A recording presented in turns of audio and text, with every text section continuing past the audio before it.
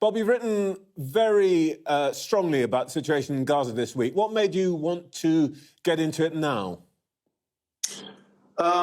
Like everyone else, I would have an opinion about the war itself and its conduct on both sides, but that opinion would be precisely the same as the next guy in the bar.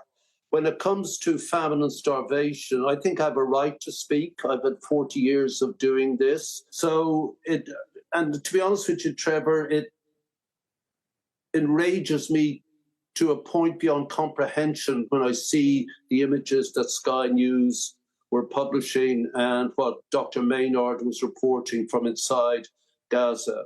And at that point, I thought that the 40th anniversary of Band Aid, my own past and history with this, I thought I should say something now. The Israeli view is that there is actually no famine caused by Israel. There's a man-made shortage, but it's been engineered by Hamas. I guess Israelis would say we don't see much criticism from your side of Hamas. That's a false equivalence, and the Israeli authorities are lying. They're lying, did you say? They're lying. Netanyahu lies, is a liar. The IDF are lying. They're dangling food in front of starving, panicked, exhausted mothers.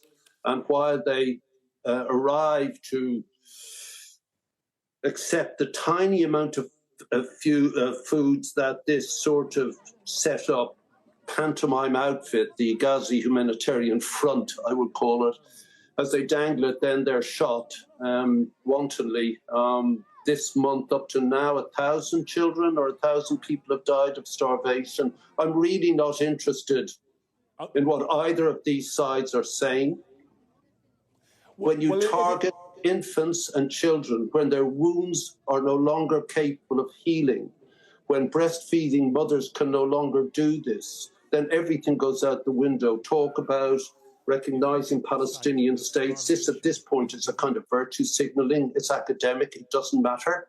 This wanton criminality must stop immediately. Just as a matter of fact, the Israelis would say that there are over 700 trucks sitting inside Gaza waiting for the United Nations to collect them.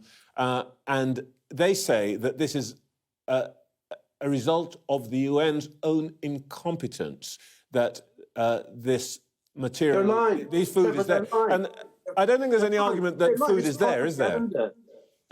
I know you have to be fair-minded. I don't. I know this stuff back to front. Band Aid deals with these sort of people all the time. They're lying.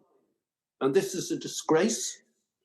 And if the news feeds and social feeds weren't so censored in Israel, I imagine that the Israeli people would not permit what has been done in their name. But I think that the issue here is we can see demonstrations weekly by Israelis against their own government. Not enough, mate. And the point I'm really just making is, isn't it a bit unfair to say this is the Israelis as a whole? Stop it.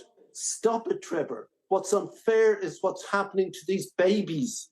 What's unfair is that image that you showed us. That's unfair. 1 hour from, I've been in Gaza, I've been in the West Bank, I've been in Israel many times.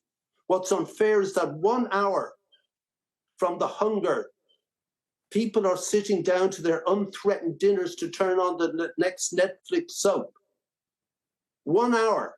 So if Israelis want to protest, get in your cars.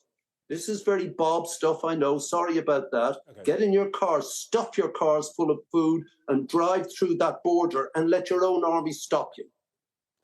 Bob, stop it. You guys stop it. Shame on you.